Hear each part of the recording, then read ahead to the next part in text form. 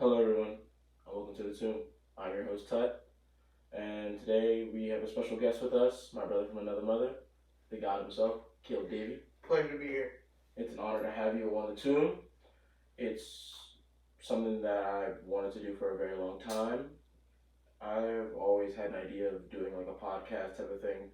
This is like, as kind of a psychology major, I'm more into the idea of therapy, but I have an understanding that like technically I have no like general experience like besides the occasional like helping of friends when they're down or going through certain struggles and having my own 2 cents or my little 2 pieces.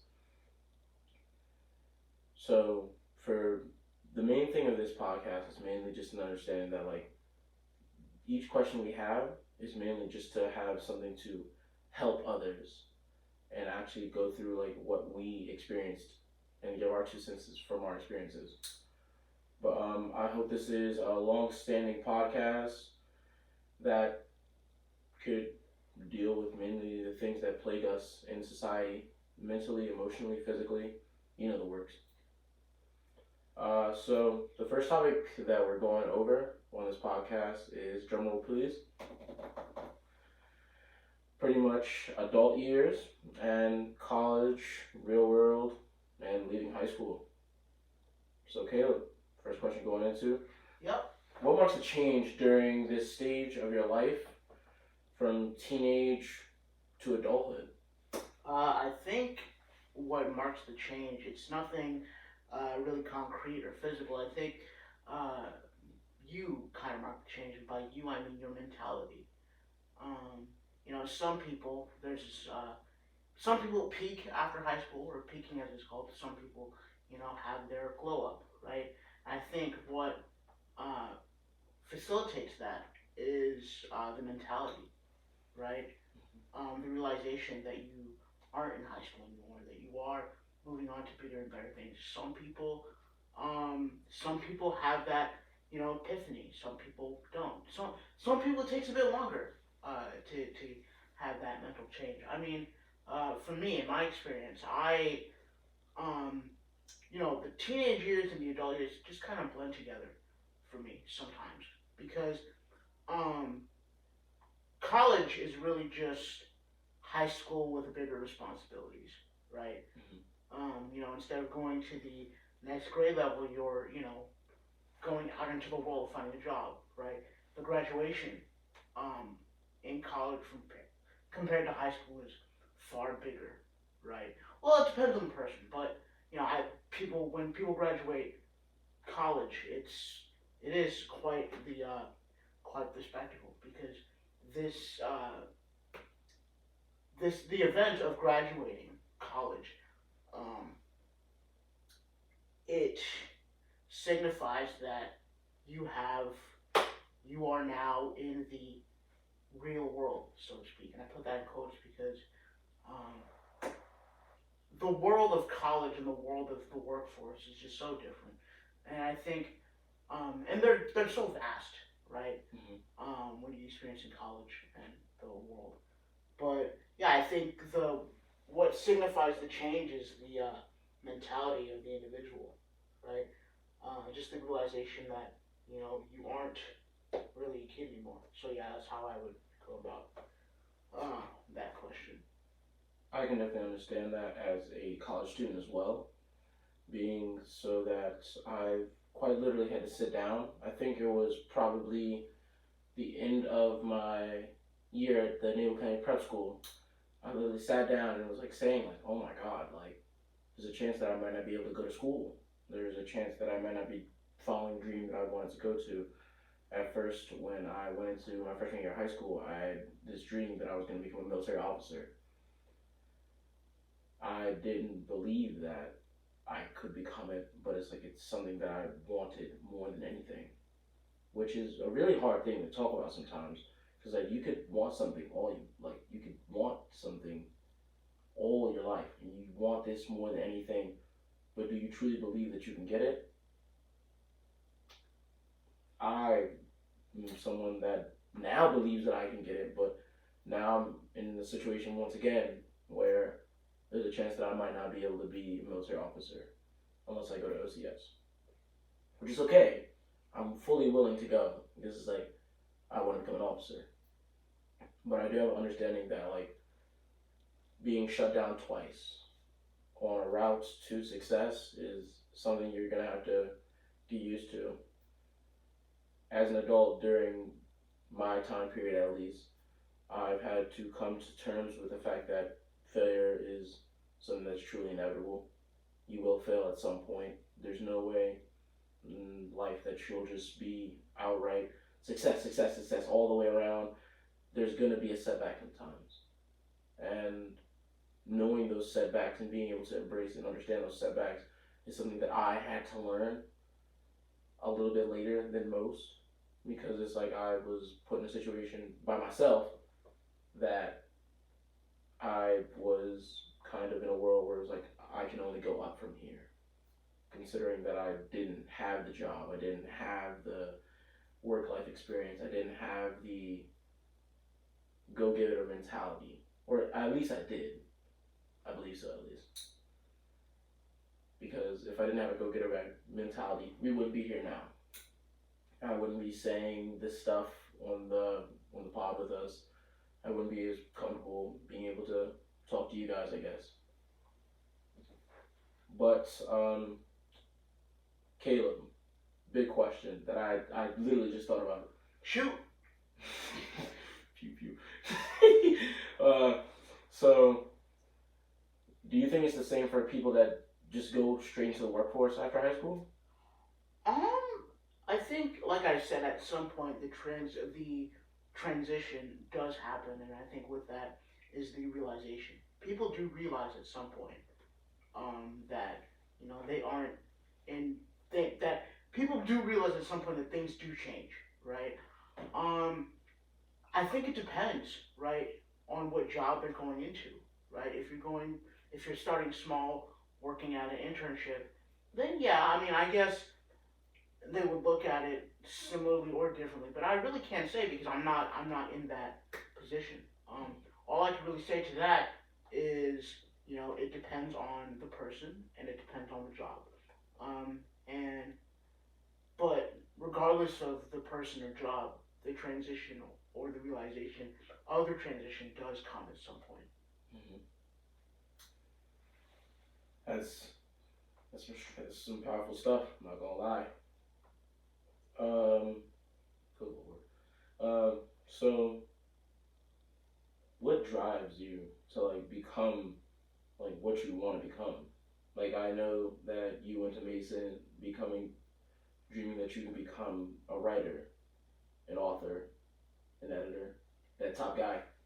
Yeah. Well, just get one thing straight. I don't dream of becoming. I am, right.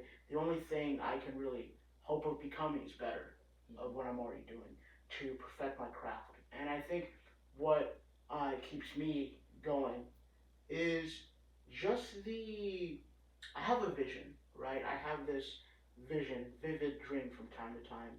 I am in a studio apartment in an urban city somewhere, maybe New York, maybe Chicago, wherever the major cities are, right? And I'm in the studio apartment, and I can see this schedule for myself where I wake up, I do my daily routine, shower, eat breakfast, all that, get the morning coffee, and then after that, it's just straight to doing what I love, writing, right? Writing that next big sci-fi novel or bestseller, or writing that next fantasy bestseller, right?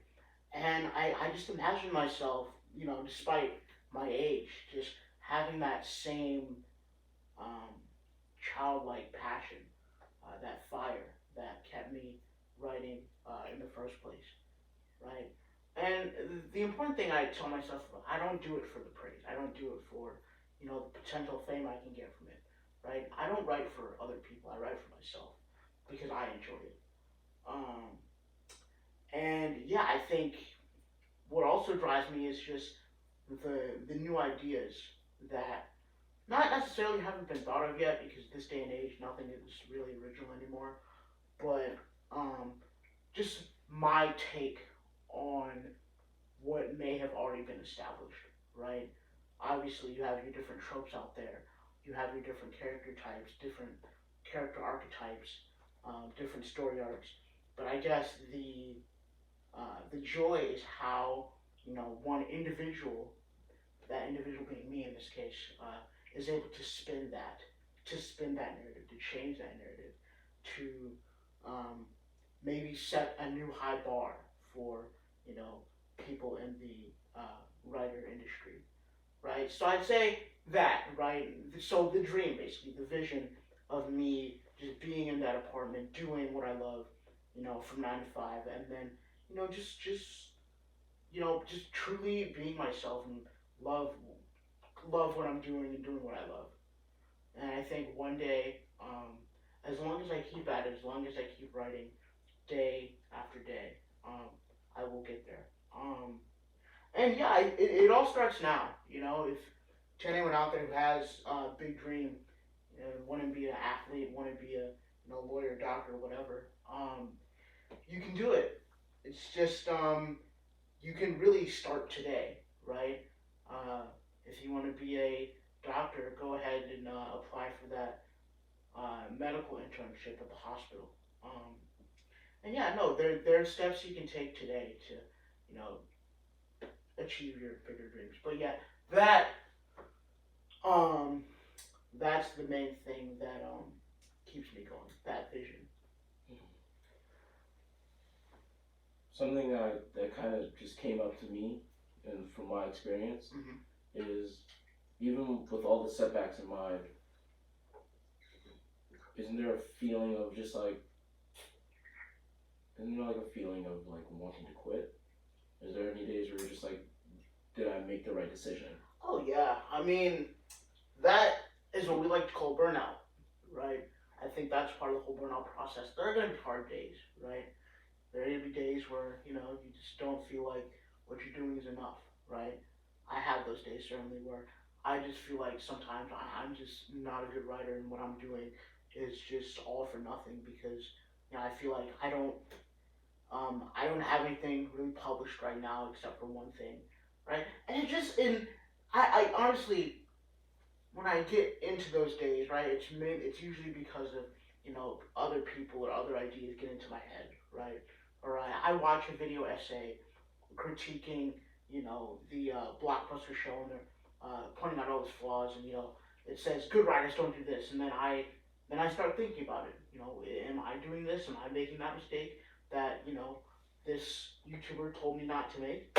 Um, and so yeah, no. Sometimes I do have those days where I think you know what I'm doing is not enough. But the important thing is that you don't stay in that mindset, right? You don't stay in that um, I'm not good enough mindset, because I guess the dangerous thing about that mindset is that if you keep telling yourself you're not good enough, then you won't be, right?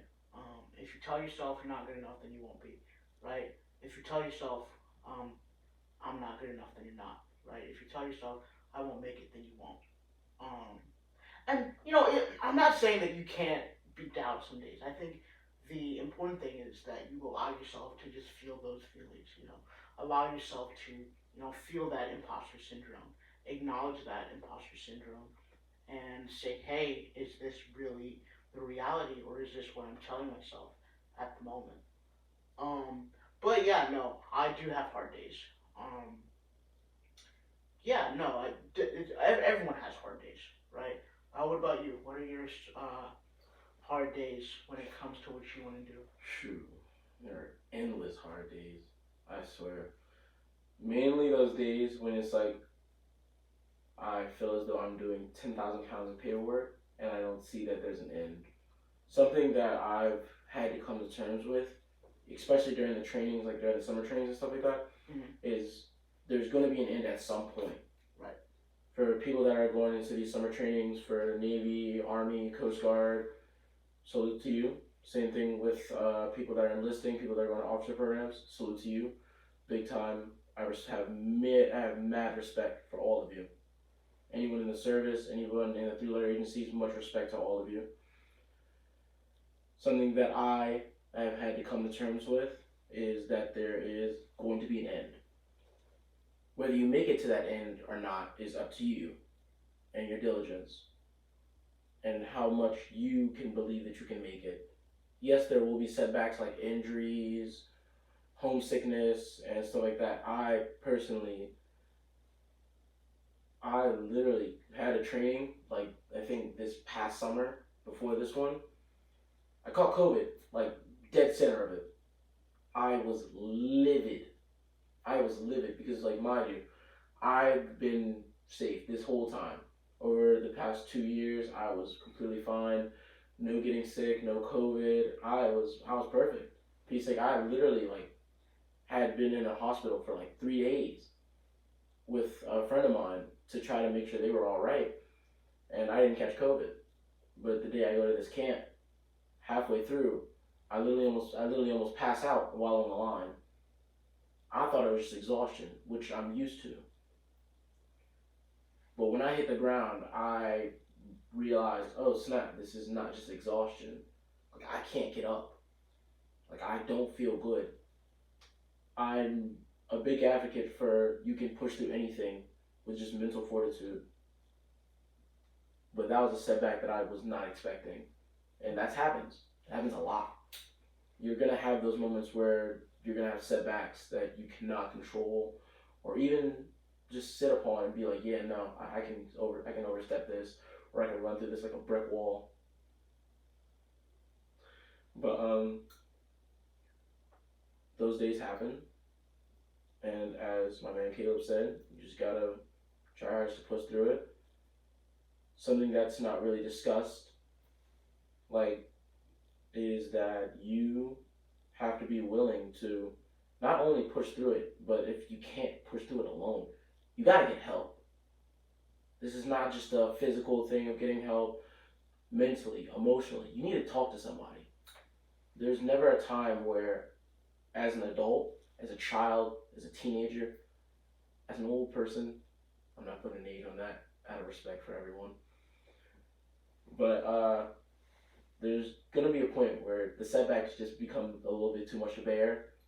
Those Sundays where I had to call my mother, as of right now, I don't know where my pops is right now, but there's gonna be those setbacks where it's like on those Sundays for me, I literally had called my mom, and it was like a good 10-minute conversation maximum. But like at the end of it, at the beginning of it, I was always happy to call her.